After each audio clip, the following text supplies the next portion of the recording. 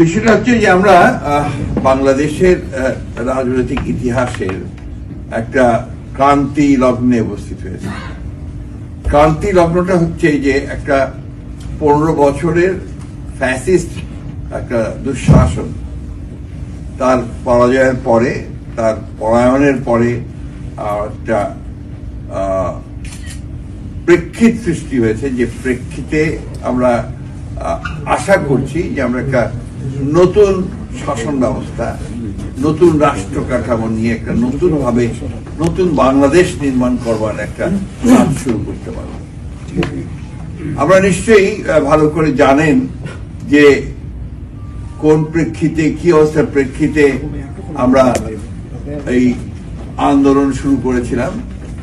2008 সালে যে নির্বাচন হয়েছিল, সেই নির্বাচনের পরে আওয়ামী লীগ একটা বিভিন্ন ধরনের কৌশলের মধ্য দিয়ে সে রাষ্ট্র ক্ষমতা দখল করেছিল। তারপর থেকেই আমি সেদিনও বলেছি, অত্যন্ত সুপরিকল্পিত ভাবে সে তার একদলীয় শাসন প্রতিষ্ঠা করবার তার যে অভিলিপ্সা, তার যে বহু আগে থেকে যে আকাঙ্ক্ষা, সেই আকাঙ্ক্ষাটাকে বাস্তবায়িত করবার জন্য সে ধীরে ধীরে ধীরে গণতান্ত্রিক যে ইনস্টিটিউশনগুলো, প্রতিষ্ঠানগুলো, সেগুলোকে ভেঙে দেওয়ার কাজ শুরু করে।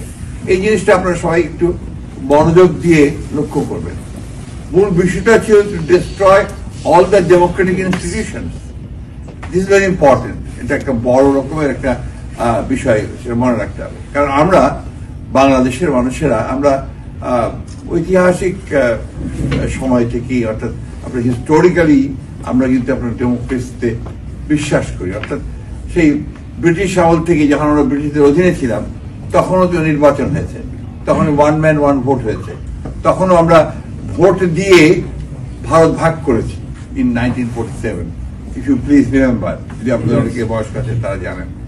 আমরা ভোটের কারণে 1970 সালে যখন এই দেশের মানুষ তারা ভিন্নভাবে একটা চিন্তা করলো, আওয়ামী লীগকে ভোট দিল, শেখ মুজিবকে নেতা হিসেবে নিয়ে আসলো, তখন ভোটের জন্য ক্ষমতা না দেওয়ার কারণে, অর্থাৎ ডেমোক্রেটিক রাইটসটা না দেওয়ার কারণে আমরা যুদ্ধ করেছি। আমাদের নেতা, আমাদের স্বাধীনতা ঘোষক শহীদ জিয়াউর রহমানের স্বাধীনতার ঘোষণার মধ্য দিয়ে, তাই না? সুতরাং ডেমোক্রেসি আমাদের একেবারে অন্তরে, সোলে, আমাদের ব্লাডে, ওই জায়গা থেকে যখন আমাদেরকে আপনার বিচ্যুত করা শুরু হলো, এবং খুব পরিকল্পিত ভাবে আমাদেরকে আপনার একটা একদলীয় শাসন ব্যবস্থার দিকে ঠেলে নিয়ে যাওয়া হতো। বাই ডিপ্রাইভিং আওয়ার রাইটস, আমাদের অধিকার কেড়ে নিয়ে, আমাদেরকে আপনার অত্যাচার, নির্যাতন, নিপীড়নের শিকার করে, আমাদের মানুষগুলোকে আপনার গুম করে দিয়ে, ইলিয়াস আলী সাহেবের মতো অত্যন্ত তেজস্বী নেতা, পার্লামেন্টের মেম্বার সহ, প্রায় 3 জন পার্লামেন্ট মেম্বার সহ প্রায় মোর দেন 700 কে তারা গুম করে দিয়েছিল। আজকেও ঢাকায় একটা আপনার বিশ্ব মানবাধিকার দিবস পালিত হয়েছে, যেখানে সমগ্র দেশের যতজন এই ডিসঅ্যাপিয়ার্ড মানুষ আছেন, যতজন নির্যাতিত মানুষ আছেন, যতজন আপনার সেই পিলখানা পিডিয়ার যে 57 জনকে হত্যা করা হয়েছিল, সবটা মিলিয়ে আজকে ঢাকাতে বেশ বড় একটা সমাবেশের মধ্য দিয়ে বিশ্ব মানবাধিকার দিবস পালন করা হয়েছে। তাহলে দেখুন, আমরা কিন্তু প্রথম থেকেই এটা ফেস করতে শুরু করেছি, অর্থাৎ আমাদের অধিকারগুলোকে কেড়ে নেওয়া। আমি জিনিসটার উপর জোর দিচ্ছি এই জন্য যে আমাদের শুধু ক্ষমতায় যাওয়ার ব্যাপারটা নয়, কিন্তু ব্যাপারটা হচ্ছে আমার যে মিনিমাম যেটা আপনার গণতান্ত্রিক অধিকার, ওই লস দেয়, সেটা আমরা হারিয়ে ফেলেছিলাম। ওইটাকে ফিরে পাওয়ার জন্য আমরা কিন্তু লড়াই শুরু করেছি। এবং দেখেন, প্রথম আঘাতটা তারা করেছে কোথায়? আমরা যে কেয়ারটেকার গভর্নমেন্ট সিস্টেমটা ইন্ট্রোডিউস করেছিলাম, অর্থাৎ যার মাধ্যমে একটা পিসফুল ট্রান্সফার অফ পাওয়ার হবে, সেই জায়গাটা কিন্তু আমরা আপনার আওয়ামী লীগ বাদ দিয়ে তারা দলীয় সরকারের অধীনে নির্বাচনের ব্যবস্থা করলো। যার ফলে কি আমরা দেখেছি, পর 3টা নির্বাচন তারা জোর করে একদম বেআইনি ভাবে আপনার একেবারে নির্লজ্জ ভাবে তারা জোর করে নিয়ে চলে যায়। ফলে যেটা দেখা গেল যে আমরা উই লস্ট আওয়ার রাইটস। একই সঙ্গে আপনার মিডিয়া রাইটস, আমাদের ফ্রিডম অফ প্রেস, এগুলো কন্ট্রোল করা শুরু করলো। এমন একটা ভয়ের অবস্থা সৃষ্টি করলো, ভয়ের ত্রাস, একটা ফিয়ার ফোবিয়া, যে কেউ ভয়ে লিখতো না, কেউ কথা বলতো না, কথা বলতে গেলেই আপনার তাকে ডিজিটাল সিকিউরিটি অ্যাক্ট অথবা সাইবার অ্যাক্টে দিয়ে দিত, সাংবাদিকরা ভয়ে লিখতে পারতো না, এই একটা অবস্থা তৈরি হয়ে গিয়েছিল। ফলে অনেকেই আশা ছেড়ে দিয়েছিল যে বোধহয় আর কিছু হবে না। ইতিমধ্যে নির্যাতনের প্রাথমিক পর্যায় হিসেবে কি করেছে, মিথ্যা মামলা, অসংখ্য মিথ্যা মামলা। এবং আপনারা শুনলে অবাক হবেন, অনেকেই জানেন, ভুক্তভোগী আছেন এখানে, 60 লক্ষ মানুষের বিরুদ্ধে মিথ্যা মামলা, গায়েবী মামলা, ফেক মামলা। যারা আইনজীবীরা আছেন এখানে, যে ফেক মামলা কি জিনিস, আপনি জানেন, ওসি সাহেব লিখে দিলেন যে অমুকখানে অমুকের ঘটনা ঘটেছে, তার সঙ্গে জড়িত ছিলেন এই 20 জন, আর তার সঙ্গে আরো অজ্ঞাতনামা 1000 জন। এটা দুটো কাজ হতো তাদের। একটা হচ্ছে যে মানুষ সবাই ভয়ে ভয়ে থাকতো, দিনে হচ্ছে পুলিশের একটা বাণিজ্য হতো, সেই ধরে ধরে মানুষকে নিয়ে আসতে হবে, তোকে এই মামলায় দিয়ে দিব, টাকা দে। এবং সেই টাকার পরিমাণ কম ছিল না, প্রচুর টাকা। আপনার অনেকেই ভুক্তভোগী আছেন, কেউ গুম হয়েছেন, কেউ আটকে থেকেছেন, বিভিন্ন ভাবে থেকে। তো সেই একটা ফেজ কিন্তু আমরা পারবো, আমরা লড়াই করেছি, আমরা কখনো বসে থাকিনি। আমাদের নেত্রী দেশনেত্রী বেগম খালেদা জিয়া, যেটা আমরা চিন্তাও করতে পারিনি, তার বিরুদ্ধে দুর্নীতির মামলা দিয়ে তাকে সম্পূর্ণ বেআইনি ভাবে,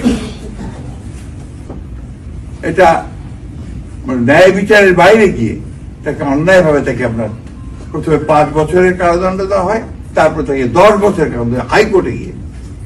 কোর্ট কতটা বায়াস হলে ওপরে গিয়ে আরো বাড়িয়ে দেয়, সেটা কোন জায়গায় চলে গিয়েছিল।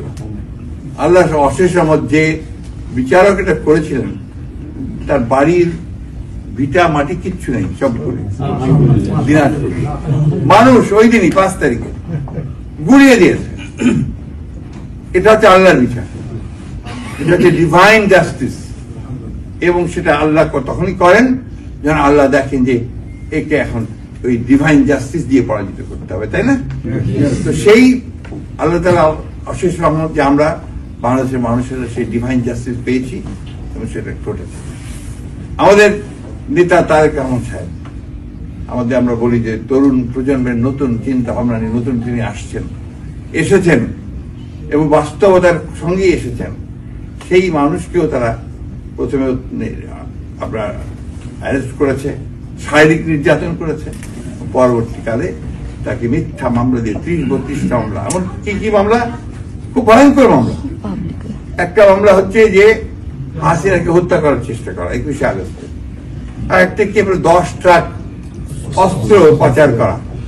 এই ধরনের জঘন্যতম সমস্ত মামলা দিয়ে তাকে নির্বাসিত করা হয়েছে, বিদেশে রাখা হয়েছে। তো জানেন যে তার ছোট ভাই আরাফাত রহমান কোকো, তিনি অসুস্থ, বিনা চিকিৎসা অসুস্থ অবস্থায় চলে গেছেন। এইরকম একটা ট্রমা একটা নিয়ে আমাদের নেতা, আমাদের নেত্রী দেশনেত্রী কাজে এবং আমাদের নেতা তারেক রহমান সাহেব কিন্তু ধৈর্য ধরে তারা মোকাবেলা করেছেন। ম্যাডাম জিয়াকে আমরা আপসীন নেত্রী বলি, তাই না? গণতন্ত্রের আপসীন নেত্রী। উনি আবার প্রমাণ করেছেন যে তিনি হচ্ছেন আপসীন নেত্রী। দেখেন, একবারের জন্য তিনি দেশ ছেড়ে কোথাও যান নাই, এবং বারবার বলেছেন যে আমার বাইরে কোনো বাড়ি নেই, ঘর নেই, আমার কোনো উপায় নাই যে আমি আমার চলতে পারবো, আমার বাইরে যাওয়ার কোনো সুযোগ নাই, আমি দেশেই থাকবো, দেশের মানুষের সঙ্গে আমার ভাগ্য জড়িত, আমি সেটাই করবো। এই মহিলাকেও তারা ওইভাবে রেখেছে। আজকে এখানে অনেক ভাই বলেছেন, তারা অনেকে, আমি চিনি অনেককে যারা নির্যাতিত হয়েছেন, যারা এখনো আপনার সঠিকভাবে বাড়িঘর ফেরত পাচ্ছেন না, বাড়িঘর দখল হয়ে গিয়েছে। আমাদের দেশে আইন তো আবার আপনার কি ঝামেলা, আপনাদের এখানেও বিলাতের আইন ফলো করে, তো সেই পুরোনো আমার বিলাতের আইনও ফলো করে। ফলে এখানে এই বাড়িঘর সম্পত্তির যে আইনটা, এই আইনটা তো আপনি যতক্ষণ না বদলানো যাবে, আপনি তো ওখান থেকে বেরোতে পারবেন না। যার ফলে ধৈর্য ধরতে হবে। আমরা ওখানে জোর করে কিছু করা যাবে না, আইনের মধ্যে দিয়ে যেতে হবে। আমরা সেগুলো আপনার সংস্কারের জন্য, পরিবর্তনের জন্য আমরা কাজ করেছি, ইতিমধ্যে আমরা সাবমিটও করেছি। আমরা সংবিধান সংশোধনের জন্য বা পরিবর্তনের জন্য কমিশন করা হয়েছে, সেই কমিশনের কাছে আমরা আমাদের প্রস্তাবটা দিয়েছি।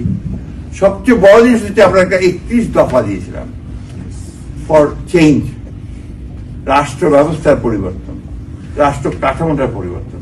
কারণ আমরা দেখেছি যে এই রাষ্ট্র কাঠামোতে আপনার ওই কর্তৃত্ববাদী হওয়ার সম্ভাবনা খুব বেশি, ফ্যাসিস্ট হয়ে যাওয়ার সম্ভাবনা সবচেয়ে বেশি। সুতরাং রাষ্ট্রপতি এবং প্রধানমন্ত্রী এই দুজনের ক্ষমতা থেকে ভাগ করতে হবে, ব্যালেন্স আনতে হবে, এবং একটা মানুষকে সকল ক্ষমতার অধিকারী করা যাবে না, যে কারণে প্রধানমন্ত্রীর ক্ষমতাকে আমরা কমিয়ে নিয়ে আসার চেষ্টা করেছি। ওই ৩০ দফা আপনারা নিশ্চয়ই অনেকে পেয়েছেন, এটা ভালো করে পড়বেন। বিশেষ করে আমি আইনজীবীদেরকে বলবো এবং যারা পড়াশোনা করেন, বইটি লেখেন, ৩১ দফাটা কিন্তু একটা ম্যাগনা কার্টা। আপনারা এটা যদি ঠিক মতো বোঝেন, পড়েন, তাহলে কিন্তু আর অন্য কোনো কিছু দরকার হয় না। এটাই হচ্ছে আমরা নতুন পৃথিবী, নতুন বাংলাদেশ দেওয়ার আমরা একটা স্বপ্ন মানুষ স্বপ্ন আমরা দেখাতে পারি, তাই না? এটার জন্য কি করতে হবে?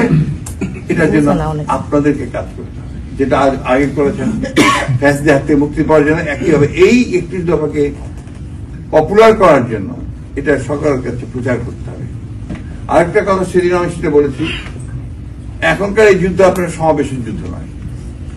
এখন যে যুদ্ধটা আপনাকে করতে হবে, এখনকার যুদ্ধ সেই যুদ্ধ আপনি স্লোগান দেওয়ার যুদ্ধ নয়। এখনকার যুদ্ধ হচ্ছে আপনার ওই যে মোবাইল সেট আছে, এই মোবাইল সেটে সাইবার ওয়ার, আপনাকে সাইবার ওয়ার করতে হবে। আর ফেসবুক কিন্তু হচ্ছে ব্যক্তি কেন্দ্রিক, অল্প লোকের কাছে যায়, কিন্তু আপনার অন্যান্য যে ডিভাইসগুলো আছে সেই ডিভাইসগুলোতে আপনি বেশি মানুষের কাছে পৌঁছাতে পারবেন। এই ধরনের ডিভাইসগুলো ইউজ করবেন।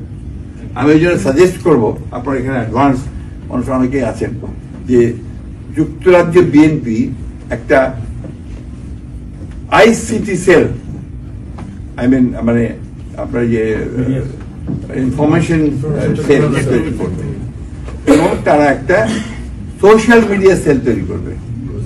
আপনাদের বাংলাদেশি নতুন উচ্চশিক্ষিত, আইসিটি অত্যন্ত উচ্চশিক্ষিত, আপনার ইনফরমেশন টেকনোলজিতে যারা অনেক পারঙ্গম, এরকম বহু ছেলে আছে, এবং তারা কাজ করতে চায়, তারা বিএনপিকে সাহায্য করতে চায়, বাংলাদেশকে সাহায্য করতে চায়। তাদের সঙ্গে আপনাদেরকে যোগ স্থাপন করতে হবে। শুধু হই হই করলাম, স্লোগান দিলাম, এতে কিন্তু আপনি এই যুদ্ধ জয় করতে পারবেন না। আপনি খেয়াল করে দেখবেন যে এই যে আপনার ৫ তারিখের পরে ভারত মুহূর্তের মধ্যে সমস্ত পৃথিবীকে জানিয়ে দিল যে বাংলাদেশে বিএনপি সংখ্যালঘুদের উপরে নির্যাতন করছে। ঠিক না? করেছে কিনা? সেম তো বটেই। আপনারা কি ব্যবস্থা নিয়েছেন? আপনাদেরকে, আপনার যেটা দরকার ছিল, এটাকে আপনার সাথে সাথে কাউন্টার করা। True picture. ১। ২ নম্বর, ব্রিটিশ গভর্নমেন্টকে বলা, আপনাদের ব্রিটিশ গভর্নমেন্টের ৪ জন এমপি পার্লামেন্টে দাঁড়িয়ে বিএনপির বিরুদ্ধে কথা বলেছে, বাংলাদেশের বিরুদ্ধে কথা বলেছে, বলেছে না? তার মানে আমরা ওই জায়গায় ফেল করছি, আমরা সঠিক চিত্রটা তাকে দিতে পারিনি। আমি কি ভুল বলছি? তাহলে এই জায়গাটা আপনাদেরকে সজাগ, এই জায়গাটা আপনাদেরকে সতর্ক হতে হবে। আমরা এই যুদ্ধে তখনই জয়ী হতে পারবো না যদি এই যুদ্ধটাকে আমরা ওদেরকে পরাজিত করতে না। সেই জন্য আমি অনুরোধ করবো যে আপনারা এই দিকটা খেয়াল রাখেন, যারা এগুলোর সঙ্গে সংযুক্ত আছেন তাদেরকে নিয়ে আসেন, নিয়ে এসে তাদেরকে দিয়ে আলাদা সেল করেন। পয়সা নেবেন আপনাদের কাছে, ওরা আপনাদেরকে বলে দেবে যে আপনি এইভাবে এইভাবে করেন, এই জিনিসগুলো দেন, তারা করে দেবে। You have to take lessons and training from them. আমি তো খুব বেশি কিছু জানি না এটা সম্পর্কে, কিন্তু আমি জানার চেষ্টা করছি এই বয়সেও। এটা না করলে এখন যুদ্ধে যাওয়া করা যাবে না, এটা বাস্তবতা।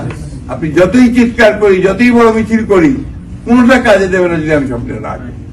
নাহলে দেখেন ওই কয়েকজন মাত্র লোক ইসকনের, তারা একটা ঘটনা ঘটলো, গোটা মানে ভারত জুড়ে না, গোটা পৃথিবী জুড়ে তার বিরুদ্ধে কথা বলে ফেললো। ঠিক না? এই জিনিসটা বন্ধ করতে হবে, তাই না? নাম্বার 2 যেটা হচ্ছে যে আমরা গণতন্ত্রের জন্য সংগ্রাম করেছি, আমরা গণতন্ত্রের জন্য লড়াই করছি। এই বিষয়টা এদেরকে বোঝাতে হবে যে আমার যে লড়াইটা ছিল, লড়াইটা আছে, সেটা কিন্তু ডেমোক্রেসির জন্য। তুমি ডেমোক্রেসির মাদার বলে নিজেকে পরিচয় দাও, যে যুক্তরাজ্য হচ্ছে গণতন্ত্রের পাদপীঠ, এখান থেকে সেইটাকে হলে তুমি গণতন্ত্রকে সমর্থন করো। আমরা বাংলাদেশের মানুষেরা গণতন্ত্রের জন্য প্রাণ দিয়েছি, লড়াই করে, আমাদের ছেলেরা বুকে রক্ত ঢেলে দিয়েছে, 5 বছরের শিশু থেকে শুরু করে আপনার 90 বছর বৃদ্ধা পর্যন্ত গুলি খেয়েছে, তাই না? তো সেই জায়গাগুলোকে ভালো করে বোঝাতে হবে। আপনারা খেয়াল করে দেখবেন, আমাদের আরেকটা দল আছে বাংলাদেশে, জামাত ইসলাম। ওরা কিন্তু আপনাদের চেয়ে স্মার্ট হয়ে গেছে। আপনারা কি আমার সঙ্গে এগ্রি করেন? কেন তাহলে আমরা কেন স্মার্ট হলাম না? আমরা কেন ওদের সঙ্গে লড়াই করে পারছি? এই জায়গাটা কারণ হচ্ছে যে আমরা টেকনোলজিতে পিছিয়ে গেছি, আমরা ডিভাইসে পিছিয়ে গেছি, আমরা নলেজ বেস দল তৈরি করতে পারিনি এখন পর্যন্ত। আমার দলকে তৈরি করতে নলেজ বেস। আজকে দেখেন সিরিয়াতে বিপ্লব হয়ে গেল না? একই কারণ, সিরিয়াতে সোশ্যাল মিডিয়া দিয়ে বিপ্লব হয়েছে। এর আগে আপনার বসন্ত, আরব বসন্ত হয়ে গেল, সে আরব বসন্ত কিন্তু একইভাবে আপনার ওই সোশ্যাল মিডিয়া দিয়ে হয়েছিল। এইবার বাংলাদেশে যেটা হয়েছে সেটাও কিন্তু এই সোশ্যাল মিডিয়া দিয়ে হয়েছে। ছাত্ররা তারা সবাই সোশ্যাল মিডিয়া ইউজ করেছে, এই কারণে লক্ষ লক্ষ মানুষ নেমে এসেছে। আমাকে ইউজ দেয়, ওইটাকে ব্যবহার করি আমরা। কারণ আপনি সেই প্রাগৈতিহাসিক যুগের যদি এই লোহার কুড়াল নিয়ে যুদ্ধ করতে যান, এখন কি যুদ্ধে পারবেন? এমনি গাদা বন্দুক নিয়ে যুদ্ধ করলে কি আপনার প্যালেস্টাইনে পাড়ায় যাচ্ছে? যাচ্ছে না। এখন হচ্ছে আপনার মিসাইলস, বিভিন্ন রকম আণবিক শক্তির যন্ত্রপাতি, সুপারসনিক, তাই না? এই জিনিসগুলো আমাদের মাথায় আনতে হবে ভাই। শুধু হইচই করে চিৎকার চাচাবাদি করলে হবে না। will not win the war, but this time we have to win the war. Yes. Otherwise we don't exist. Yes. এই কথাটা মাথার মধ্যে আমাদের জানতে, বিশেষ ইয়াং জেনারেশন বলতে চাই। এই ইয়াং জেনারেশনের কাছে আমার অনেক অনেক প্রত্যাশা আমাদের। কারণ আমি যখন আপনার এর আগে আমরা যখন বক্তৃতা করতাম আপনার বিভাগীয় সমাবেশ, জেলা সমাবেশ, একটা কথাই আমরা বলতাম যে যতগুলো পরিবর্তন হয়েছে সমস্ত পরিবর্তন হয়েছে কিন্তু আপনার তরুণদের দিয়ে। সেই ভাষা আন্দোলন থেকে শুরু করেন, সব সময় ছাত্র যুবকের এই আন্দোলন পরিবর্তন হয়েছে। ছাত্র যুবকের আন্দোলন ছাড়া, তাদের সামনে আসা ছাড়া এটা সম্ভব হতো না। আজকে ছাত্ররা এসছে সামনে, আমাদের জনতা এসছে সামনে, বুকে রক্তটা সামনে গিয়ে ঢেলে দিয়েছে, তারপরে এটা হয়েছে। তারপরে হাসিনা পালিয়েছে, তাই না? নাহলে কি হাসিনা পালাতো? তো প্রিয় বন্ধুরা, সহকর্মীরা, আপনাদেরকে আমি আন্তরিকভাবে ধন্যবাদ এবং কৃতজ্ঞতা জানাতে চাই যে আপনারা আমাকে যথেষ্ট আতিথ্যতা দিয়েছেন। আমি মুক্ত, এবং এটার প্রতিদান আমার পক্ষে দেওয়া সম্ভব নয়। আমি আরো বেশি মুগ্ধ এই জন্যে যে আমাদের ভারপ্রাপ্ত চেয়ারম্যান মহোদয়, উনি যেহেতু লন্ডনে আছেন, উনি আপনাদের সামনে বলতে আমার এত দ্বিধা নেই, উনি প্রতি মুহূর্তে আমার খোঁজ নিয়ে উনি প্রত্যেক দিন আমাদের নেতাদেরকে বলেছেন কেমন আছে দেখো।